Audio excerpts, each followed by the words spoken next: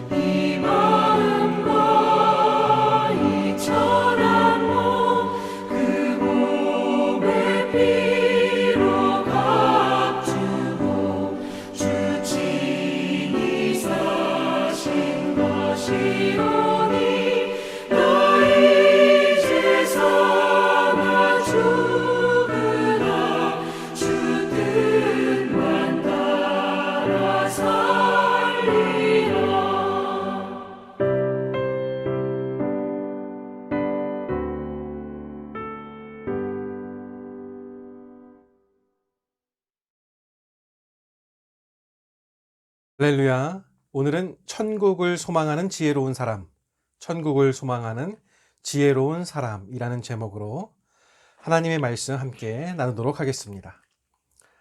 우리 하나님을 믿는 크리스찬들이 갖고 있는 간절한 소망 가운데 하나는 예수님 믿고 하나님께서 계시는 하늘나라에 들어가는 것일 것입니다.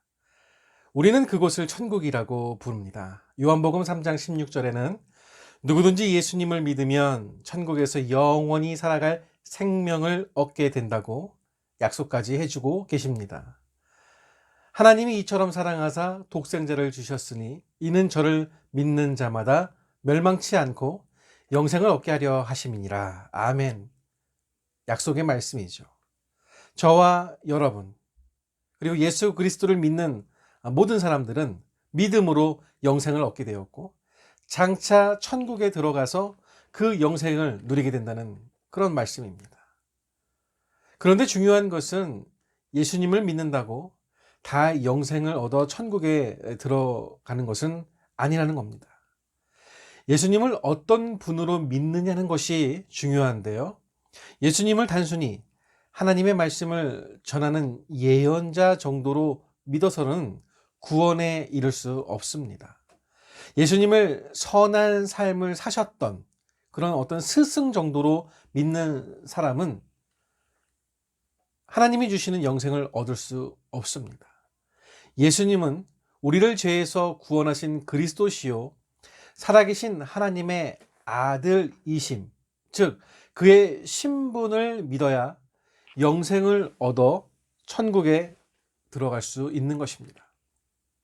누군가의 신분을 한 번에 알 수는 없습니다. 힘이 들죠? 그러나 자주 만나고 그의 능력과 인품, 다양한 그의 배경을 알게 될 때에 나 그 사람에 대해서 좀 아는데 이런 사람이야 라는 신분을 안다 라는 표현을 쓸 수 있습니다.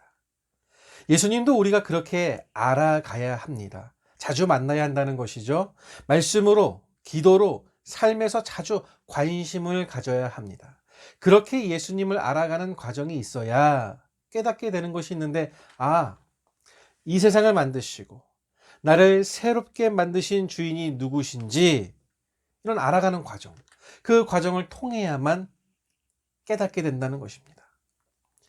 예수라는 이 문자적 이름이 아무 능력도 없고 관심도 없는 그저 평범한 이 이름이 예수님의 신분을 알게 될 때에는 생명의 이름이요, 창조자요, 구원자 등 예수님의 진면목을 알게 되어 가는 것이죠. 그리고 나서는 두 가지의 변화가 성도에게 나타나게 됩니다. 그 중 하나는 내가 주인이 아니라 예수님이 나의 주인 되심을 깨닫게 되는 것이고, 다른 하나는 예수님의 말씀에 순종하는 나로 변화되어지는 것입니다. 성경에는 변화된 많은 사람들을 이야기하고 있습니다만 대표적인 인물로 바울을 이야기할 수 있죠. 사도 바울은 예수님을 믿은 후에 자신이 누구에게 속해져 있는지 깨닫고 고백을 하게 됩니다. 로마서 14장 8절 9절입니다. 우리가 살아도 주를 위하여 살고 죽어도 주를 위하여 죽나니 그러므로 사나 죽으나 우리가 주의 것이로라. 이를 위하여 그리스도께서 죽었다가 살으셨으니 곧 죽은 자와 산 자의 주가 되려 하심이니라. 아멘. 이렇게 바울이 고백합니다. 그러니까 우리가 믿는 예수님은 이 땅에 썩어 없어질, 언젠가는 사라질 것들을 소유한 그런 왕이 아니라 이 세계를 창조하시고 사람의 죽음과 생명을 주장하는 엄청난 신분의 소유자였음을 세상에 어떻게 보면 자랑하는 겁니다. 그런 예수 그리스도를 믿고 영접하라는 거죠. 그런데 오늘 말씀 21절에 보면 예수님을 주인으로 모시고 살아가는 사람들에게 예수님께서 충격적인 말씀을 직접 해주십니다. 이렇게 말씀하시는데요. 나더러 주여 주여 하는 자마다 다 천국에 들어갈 것이 아니다 라고 말씀하십니다. 예수님을 자신의 주인이라고 말하는 사람들이 많이 있지만 그 중에서는 천국에 들어가지 못할 사람도 있다는 것입니다. 오늘 말씀을 통해서 어떠한 이들이 천국에 들어갈 수 있는 바른 믿음을 갖고 있으며 우리는 천국에 들어갈 만한 바른 믿음의 자세를 어떻게 가지고 살아가야 하는지 말씀을 통해 살펴보고자 합니다. 천국은 예수님을 나의 진정한 주인으로 믿고 살아가는 사람이 갈 수 있는 곳입니다. 그런데 예수님이 나의 주인이 되신다는 것은 단순히 내가 예수님을 향하여서 주님, 주여, 나의 주인이요 라고 말한다고 해서 증명되는 것은 아닙니다. 예수님은 누가복음 6장 46절에 말씀하시기를 너희는 나를 불러 주여 주여 하면서도 어찌하여 나의 말하는 것을 행하지 않느냐라고 반문하십니다. 예수님께서 어떻게 나를 구원하신 나의 주인이라고 하는 믿음은 너희들이 갖고 있다고 이야기는 하지만 왜 나의 말을 안 믿느냐? 왜 내 이야기를 듣고 실제로 행동하지 않느냐라고 이야기하시는 거죠. 여러분, 행동함으로 증명이 됩니다. 크리스천들은 그렇게 삽니다. 주님의 말씀을 마음에 새기고 주일 성수와 헌금 생활, 말씀을 따라 살아가는 삶을 살기 위해 노력합니다. 그런데 많은 사람들이 예수님을 향하여 나의 주님이라고 말하면서 정작 예수님의 종으로서 살아가고자 하는 그런 행동을 안 한다는 것이 문제인 것입니다. 심지어 예수님의 이름으로 선지자 노릇을 하고 귀신을 쫓아내고 많은 권능을 행한다 할지라도 천국에 들어가지 못하는 사람들이 있을 수 있다고 말씀하십니다. 그렇습니다. 어떤 일을 하느냐가 중요한 것이 아니라고 말씀해 주고 계시는 겁니다. 그들을 쓰셔서 말씀을 전하고 능력을 행하셔서 하나님의 뜻을 드러내는 도구로 사용하셨지만 정작 당사자들은 예수 그리스도의 종이 되어서 그 말씀대로 순종하며 살아가지 않았기 때문에 그런 것입니다. 그래서 예수님께서는 그런 사람들을 말로만 주여 주여 하면서 그 뜻대로 살아가지 않는 사람들, 그리고 불법을 행하는 자라고 하나님께서 정의하고 있습니다. 불법이라고 하는 것은요, 세상에서 이 선하고 정직하게 살지 않아서 불법이 되는 것이 아닙니다. 그들이 불법을 행하는 자가 된 것은 하나님의 말씀을 자신이 행할 법으로 삼지 않고 살았기 때문입니다. 그러니까 하늘의 신본주의로 살아야 하는데 이 땅의 인본주의로 살았다는 거죠. 법이 다르다는 것입니다. 하나님의 뜻과 말씀이 아니라 자신들의 육신의 법을 따라 살았기 때문에 불법자가 된 것입니다. 하나님의 나라를 들어갈 수 있는 사람은 하나님의 뜻과 말씀을 법으로 여기고 순종하면서 살아가는 사람입니다. 아무리 주의 이름으로 대단한 일을 행했다 할지라도 예수님을 주인으로 여기지 않고 살아가는 사람들은 불법자입니다. 우리의 주인과 하나님 나라의 주인은 내가 아니라 바로 예수 그리스도이십니다. 그 주인을 인정하고 그 뜻을 법으로 해서 살아가는 사람이 진정한 믿음의 소유자로 천국에 들어갈 수 있는 그 사람입니다. 또한 예수님을 주인으로 삼고 하나님의 말씀대로 행하며 살아가는 것은 천국에 합당한 삶일 뿐만 아니라 하나님 나라에 들어가기까지 무너지지 않는 견고한 믿음으로 성장하게 됨을 말합니다. 예수님은 주의 말씀을 듣고 그대로 행하는 사람들이 얼마나 지혜로운 사람인지를 집 짓는 사람의 비유를 통해서 말씀해 주십니다. 곧 예수님은 당신의 말씀을 듣는 사람들이 건축가와도 같다 말씀하시는 건데요. 차이가 있습니다. 그 집의 주초를 어디에 두느냐가 다릅니다. 여기서 주초라는 단어는 초석이라는 단어와 이 사용이 같은 단어인데 집을 지을 때 기준이 되고 힘을 받는 아주 중요한 기둥을 세우는 작업을 의미합니다. 예수님은 말씀하시는데요. 누구든지 나의 이 말을 듣고 행하는 자는 그 집을 반석 위에 지은 지혜로운 사람 같고 나의 이 말을 듣고 행하지 아니하는 자는 그 집을 모래 위에 지은 어리석은 사람 같으니라 말씀하십니다. 지혜로운 사람은 집의 주초를 반석 위에다 세우는데요. 그 이유가 있습니다. 반석 위에 집을 짓는다는 것은 힘들고 오랜 시간이 걸리는 작업을 말합니다. 어떻게 보면 비효율적인 작업일 수도 있습니다. 쉬운 방법을 두고 사서 고생한다는 것이죠. 그런데도 이 단단하고 이 딱딱한 반석에 구멍을 내고 기둥을 세워 반석을 기초로 삼아서 집을 올리는 이유는 앞으로 살아가면서 부딪혀야 할 비와 창수, 바람을 생각하기 때문입니다. 여기서 창수는요, 이 넘칠 창자를 써서 넘쳐 흐르는 물, 즉 홍수, 이런 말들을 의미하는데요. 반석 위의 집은 비와 창수, 바람을 거뜬히 이겨낼 수 있는 집이기 때문에 그렇게 짓는다는 겁니다. 어렵게. 이 땅에 비와 창수와 바람이 없다면 뭐하러 수고스럽게 반석에다가 집을 짓겠습니까? 그런데 세상은 그렇지 않습니다. 비와 창수, 바람뿐만 아니라 지진도 태풍도 있는 곳이 이 땅 아니겠습니까? 지혜로운 사람은 이러한 난리가 났을 때 무너지지 않고 견고한 집을 지어 예방했던 것입니다. 우리의 믿음의 모습도 이런 모습이어야 합니다. 믿음이 견고하게 세워지려면 이러한 고난과 시험을 준비하는 삶을 살아야 한다는 것이죠.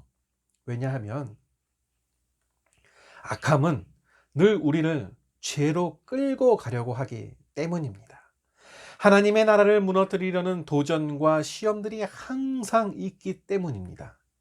누가복음 22장 31절에는 예수님께서 시몬 베드로에게 하시는 말씀이 있는데요. 시몬아, 시몬아, 보라, 사단이 밀 까부르듯 하려고 너희를 청구하였으나 그러나 내가 너를 위하여 내 믿음이 떨어지지 않기를 기도하였노니, 이렇게 말씀하시는데요. 예수님께서는 사탄이 베드로를 밀 까부르듯 흔들어서 그 믿음을 떨어지도록 할 것이라고 말씀해 주고 계십니다. 여러분, 이 밀 까부른다, 이거 표현 혹시 이해하십니까? 밀에 섞인 먼지나 불순물을 제거하기 위해서 키질을 한다는 이야기입니다. 위아래로 이렇게 흔드는 겁니다. 그러니 얼마나 이 정신이 없겠습니까? 그런데 베드로는 예수님으로부터 이 말씀을 직접 들었지만 사단에게 휘둘리게 말죠. 그 결과 예수님을 3번 모른다고 부인하는 모습을 보이기도 합니다. 성도의 신앙은 평탄할 때, 평온할 때를 준비하는 것이 아닙니다. 사탄이 나의 믿음을 무너뜨리려고 흔들 때를 준비해야 합니다. 우리 천국의 삶을 빼앗으려고 하는 환난과 도전으로부터 믿음을 견고하게 서서 나갈 수 있도록 준비해야 하는 것입니다. 비바람이 쳐도 집이 견고하게 서 있을 수 있는 비결은 하나님의 말씀이 그 집의 기초가 되기 때문입니다. 마태복음 5장 18절에 진실로 너희에게 이르노니 천지가 없어지기 전에는 율법의 1.1핵이라도 반드시 없어지지 않는다. 다 이루어질 것이다 말씀하시는데요. 하나님의 말씀의 특징 중 하나는 변하지 않고 영원하다는 것입니다. 이 세상 모든 것은 변하고 요동합니다. 믿을 수가 없습니다. 변질되기 때문입니다. 그런데 변하지 않고 영원한 것이 바로 하나님의 말씀이라는 겁니다. 그 말씀에 우리의 믿음의 기초를 세우면 요동함이 없다는 겁니다. 믿으십니까? 우리가 그런 믿음을 갖고 있는 겁니다. 사탄이 우리의 믿음의 기초를 흔들어 놓으려고 거짓으로 우리를 흔들어 버리지만 진리의 말씀을 붙들고 살아가는 사람들은 요동하지 않는다는 겁니다. 이미 하나님의 말씀대로 어떻게 판단하고 행해야 할지를 알기 때문입니다. 그런데요, 이 듣는 것만으로는 지혜로운 자인지 어리석은 자인지 판단을 할 수가 없습니다. 둘의 차이점은 주의 말씀을 듣고 어떻게 반응하느냐에 달려 있기 때문입니다. 즉, 열매를 보고 나서야 알 수 있습니다. 오늘 본문이 우리에게 주시는 강력한 메시지는 주님의 말씀이 반석과 같은 기초임을 믿고 행함으로 실제로 하나님의 말씀을 기둥으로 삼으라는 것입니다. 그래서 지혜로운 건축가가 지은 집에는 하나님의 뜻과 말씀으로 채워지고 다스려질 수 있는 것입니다. 천국의 시작은 예수님을 주인으로 모시고 주의 말씀을 듣고 그 말씀대로 행하며 주님의 다스림을 받을 때부터 시작되는 것입니다. 그런데 어리석은 자는 그렇지 않다는 거예요. 어리석은 자도 주님의 말씀을 듣지만 차이는 그 말씀대로 행하지 않는다는 것입니다. 주님의 말씀을 몰라서 행하지 않는 것이 아니죠. 예수님을 진정으로 자신의 주인으로 모시지 않기 때문에 그런 거예요. 예수님께서 주여 주여라고 말하지만 결국 자신이 주인이 되어서 자신의 뜻대로 살아가기 때문에 그런 겁니다.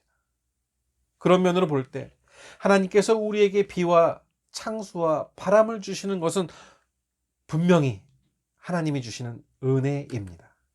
우리는 믿음 생활을 하다가 보면요, 내가 지혜로운 건축자인지 아니면 어리석은 건축자인지 분간할 수가 없습니다. 못합니다. 모두 예수님을 자신의 주인이라고 말하며 믿음 생활을 하기 때문에 다 비슷해 보이거든요. 그런데 우리 믿음의 견고함이, 우리 믿음의 바닥이 적나라하게 드러날 때가 있습니다. 그것은 비가 내리고 창수가 나고 바람이 불어 우리가 지은 믿음의 집에 부딪힐 때입니다. 그때에 우리의 믿음이 요동하며 무너져 내리는지 아니면 든든히 서 있는지를 보면 알 수 있다는 겁니다. 여러분, 저는 국민학생 때, 그러니까 제 초등학생 때 인천 주안 사동에 살았습니다. 동양장 사거리에 살았는데요. 그곳은 장마철이 되면요, 이 사거리가 이 물바다가 되는 그런 동네였습니다. 어린 학생이었지만 이 동네가 물바다가 되니 참 너무 이제 무섭고 힘들고, 저희 집 지하실이 물로 막 가득해서 막 아찔했던 장면이 아직도 기억에 많이 남습니다. 뭐 온 사방이 물이고요. 그 동네가 다 그랬습니다. 주안사동, 구월동이 항상 물바다였는데요. 그 동네가 못 산다거나 오래된 동네가 아닙니다.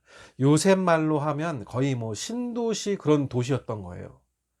뭐가 잘못된 거죠? 도시 계획이 잘못됐어요. 건축이 잘못된 거예요. 그런데 여러분, 집이 한 채가 이렇게 물 난리가 나면 어떻게 다시 지으면 되잖아요. 그런데 수천만의 사람들이 사는 그런 대도시인데 그런 물 난리가 너무 자주 나는 거예요. 사람들의 고통이 너무 심한 거예요. 어떻게 할 수가 없는 거죠. 뭐 이렇게 저렇게 공사도 자주 하고 뭐 그 후로도 계속 물이 넘쳤고, 제 마지막 기억에 초등학교 뭐 중학교 1학년 때까지 그 이렇게 막 물 난리가 나서 물을 펐던 기억이, 저희 집이 물 난리가 나서 물을 펐던 기억이 있습니다. 여러분, 알면 어떻게 그렇게 도시를 만들겠습니까? 집을 짓겠습니까? 몰랐을 겁니다. 그러나 비가 엄청나게 많이 오니까 그런 것들이 드러나는 거예요. 건축을, 이런 것을 예상하여서 잘 지었다면 이렇게 되지 않았겠죠. 건축의 첫 과정이 이렇게 무섭습니다. 인생도 그렇습니다. 신앙도 그렇습니다. 우리는 살다가 비와 창수와 비바람이 나의 인생에 불어닥치면 그것이 은혜가 아니라 낙망과 실망으로 받아들일 때가 있습니다. 그런데 오늘 말씀은 그렇지 않다는 거예요. 오늘 예수님께서는 우리에게 그런 것이 아니라는 거예요. 그 비바람과 창수를 통해서 너의 믿음이 무엇에 기초가 있는지, 얼마나 튼튼한 믿음인지, 어떤 삶을 살고 있는지 예수님이 보고 계시다는 겁니다. 또 나의 믿음이 어떤지를 살필 수 있는 기회라는 것입니다. 우리의 삶에 비와 창수와 비바람이 불어올 때 그것으로 인해서 두려워할 것이 아니라는 겁니다. 하나님께서 이러한 어려움을 주시면서 우리의 믿음의 주초가 어디에 세워졌는지를 알기를 원하고 계십니다. 그래서 하나님의 말씀에 기초를 두고 살고 있는지, 아니면 세상에 주초를 두고 살아가는지를 점검해 보라는 겁니다. 말씀을 정리합니다. 기독교인들이 천국을 소망하고 기대하고 살아가지만 천국은 주여 주여 당신이 나의 주인입니다 라고 외친다고 저절로 들어가는 곳이 아니라는 겁니다. 천국은 우리 믿음의 주추를 반석 위에 놓는 일부터 시작합니다. 하나님의 말씀을 듣고 그 말씀대로 행할 때 천국에 들어갈 수 있다고 오늘 말씀은 우리에게 강력히 선포하고 있습니다. 이것은 믿음보다 행함이 중요하다는 말이 절대 아닙니다.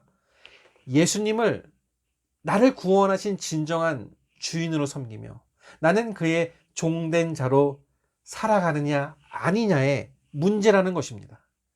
어려운 시대입니다. 코로나로 어쩔 수 없는 시대입니다.